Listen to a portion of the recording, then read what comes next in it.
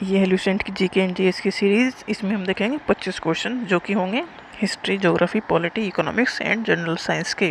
ये question repeatedly exam में पूछे जाते हैं। तो 4 वेद हैं, ये हिस्ट्री क्वेश्चन है, एंशिएंट हिस्ट्री। 4 वेद कौन से हैं? ऋग्वेद, सामवेद, यजुर्वेद एंड अथर्ववेद। जो पहले 3 वेद हैं उन्हें वेदात्री भी कहते हैं। तो ये पूछा जाता है कौन सा वेद है जो वेदात्री में काउंट नहीं होता, तो अथर्ववेद उसमें नहीं आता। द ग्रेटेस्ट चोला रूलर, ये medieval history question. Raja and his son Rajendra first, ये पूछा जाता है कि कौन से डायनेस्टी का कौन सा रूलर ग्रेटेस्ट थे। तो चोला रूलर में सबसे ज़्यादा ग्रेट थे राजा और उसका बेटा राजेंद्र फर्स्ट। ये मॉडर्न हिस्ट्री क्वेश्चन है। कलकत्ता सेशन ऑफ आईएनसी मतलब इंडियन नेशनल कांग्रेस। जो आज की कांग्रेस यही तब भी कांग्रेस थी, इसकी स्थापना हुई थी 1885 में। अंग्रेज़ों ने इसमें पूर्ण सहयोग दिया था कि कांग्रेस बनाओ, क्योंकि उन्हें बातचीत करने के लिए कोई ना कोई मीडियम चाहिए था। तो कांग्रेस के थ्रू एक मीडियम मिल गया उन्हें, हमसे बात करने गए या जो जिससे वो बात कर सके कि क्या क्या करना है। तो ये जो कांग्रेस वाले थे, इंडियन नेशनल कांग्रेस की जो मीटिंग होती थी हर साल में एक बार होती थी किसी न किसी शहर में। तो 1906 की जो मीटिंग हुई थी वो कलकत्ता में हुई थी, इसलिए इसे कहते हैं कलकत्ता सेशन ऑफ आईएनसी। ये क्यों इम्पोर्टेंट है? क्योंकि इसमें जो स्वराज टर्म है ये अडॉप्ट किया गया था। और ये देखो, मीटिंग होगी तो कोई ना कोई तो प्रिसाइड करेगा उसे, मतलब किसी न किसी लीडर के अंडर तो होगी वो। तो हर सेशन का एक अलग लीडर होता था। तो दादा भाई नौरोजी 1906 के कलकत्ता सेशन जो हुआ उनके अंडर हुआ वो, और स्वराज टर्म लिया गया, अडॉप्ट किया गया 1906 में। ये याद करना है। तो 1906 की जो मीटिंग सेशन हुआ था आईएनसी का, जो कि हुआ था कलकत्ता में अंडर द लीडरशिप ऑफ दादा भाई नौरोजी, तब टर्म अडॉप्ट किया था स्वराज। ये मोस्ट इंपॉर्टेंट क्वेश्चन है कि जो किसी न किसी तरीके से पूछ लिया जाता है कि स्वराज टर्म कब अडॉप्ट किया गया। तो 1906 में किया गया। 1906 के आईएनसी की जो मीटिंग हुई थी कहाँ पर हुई थी? वो हुई थी कलकत्ता में। किसके अंडर हुई थी? दादा भाई नौरोजी के अंडर हुई थी। तो अर्थ को कहते हैं ब्लू प्लैनेट। ब्लू प्लैनेट क्यों कहते हैं? क्योंकि वाटर से घिरा हुआ है। मार्स, मंगल को कहते हैं red planet. Pacific ocean largest ocean है वर्ल्ड में। मैरिना ट्रेंच जो डीपेस्ट ट्रेंच है पैसिफिक ओशियन में। पैसिफिक ओशियन सबसे लार्जेस्ट ओशियन है और जो डीपेस्ट ट्रेंच है वो मैरिना ट्रेंच है। ये वन लाइनर अच्छे क्वेश्चन है ज्योग्राफी के। पॉलिटिकल क्वेश्चन है आर्टिकल 24। इसमें होता क्या है? Prohibition of employment of children in factories. Factories में बच्चे काम नहीं कर सकते। ये आर्टिकल 24 इंडियन कॉन्स्टिट्यूशन में दिया गया है कि बच्चों को फैक्ट्री में काम करना अलाउ नहीं है। बच्चे मतलब जो 18 साल से नीचे उनको अलाउ नहीं है। क्यूबा को कहा जाता है sugar ball of the world, क्योंकि यहाँ पर शुगर सबसे ज़्यादा होती है, बनाई जाती है। मतलब जो पर यहाँ पर जो शुगर बनाई जाती है वो बीट रूट से बनाई जाती है।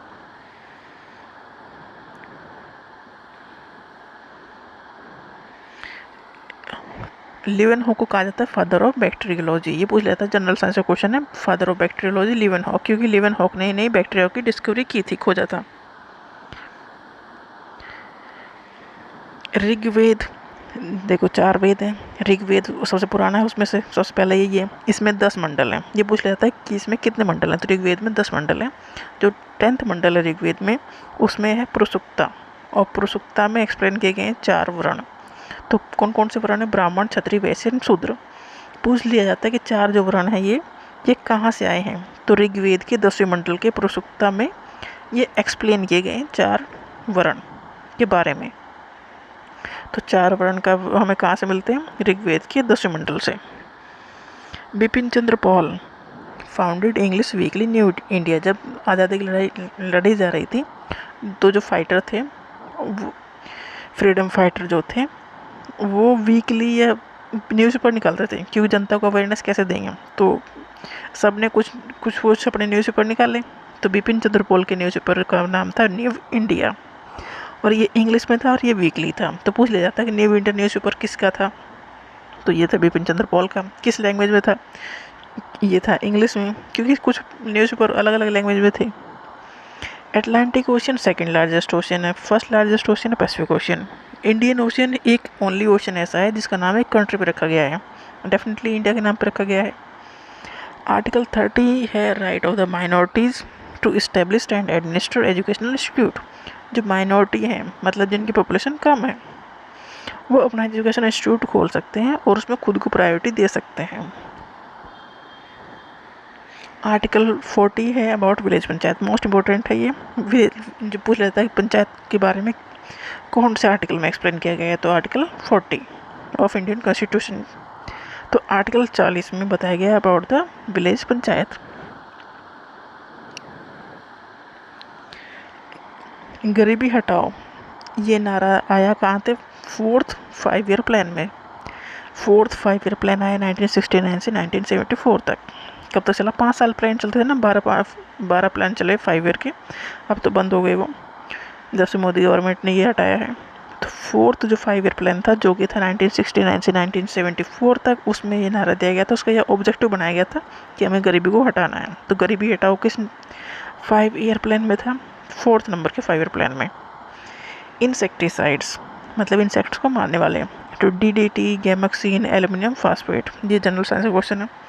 डीडीटी की फुल फॉर्म पूछ लेते हैं, dichloro diphenyl trichloro ethane. Mitosis, mitosis है क्या?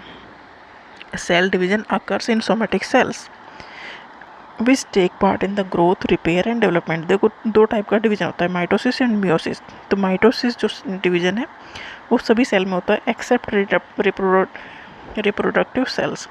तो मियोसिस होता है रिप्रोडक्टिव सेल्स में और माइटोसिस होता है और बाकी सभी सेल में।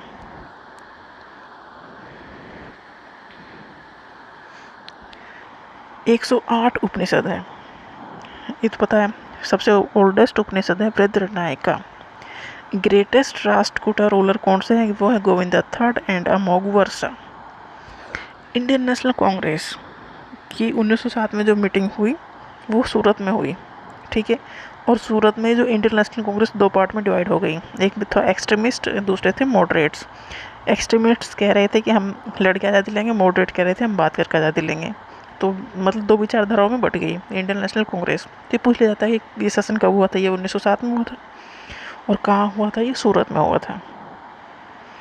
Torrid zone receive maximum heat, ये ज्योग्राफी का क्वेश्चन है। अर्थ जो है इक्वेटर के पास का जो रीजन होता है वो टोरिड जोन है। तो मैक्सिमम हीट तो वही रिसीव करता है इक्वेटर के पास, क्योंकि पोल पे तो बर्फ़ है।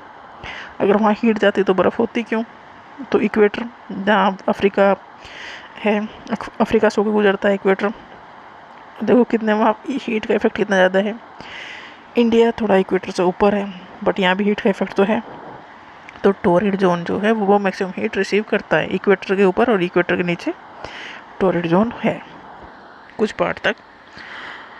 आर्टिकल 45 ऑफ इंडियन कॉन्स्टिट्यूशन है provision for early childhood care and education for the children below the age of 6 year. 6 साल से छोटे बच्चों को भी चाइल्डहुड केयर और एजुकेशन मिलेगी, स्कूलों में भेज दिया जाए उन्हें भी। तो ये आर्टिकल 45 में दिया गया है। आर्टिकल 46 है about the promotion of educational and economic interest of schedule caste, SC ST और जो वीकर सेक्शन है सोसाइटी के, उनके बेनिफिट के लिए या उन्हें एजुकेशन या इकोनॉमिक स्टेटस को बढ़ाने का काम आर्टिकल 46 में इसके प्रोविज़न दिए गए हैं। तो आर्टिकल 46 है अबाउट द एजुकेशनल और इकोनॉमिक इंटरेस्ट को बढ़ाने के लिए किसका? SC ST और वीकर सेक्शन जो है सोसाइटी के, उनका।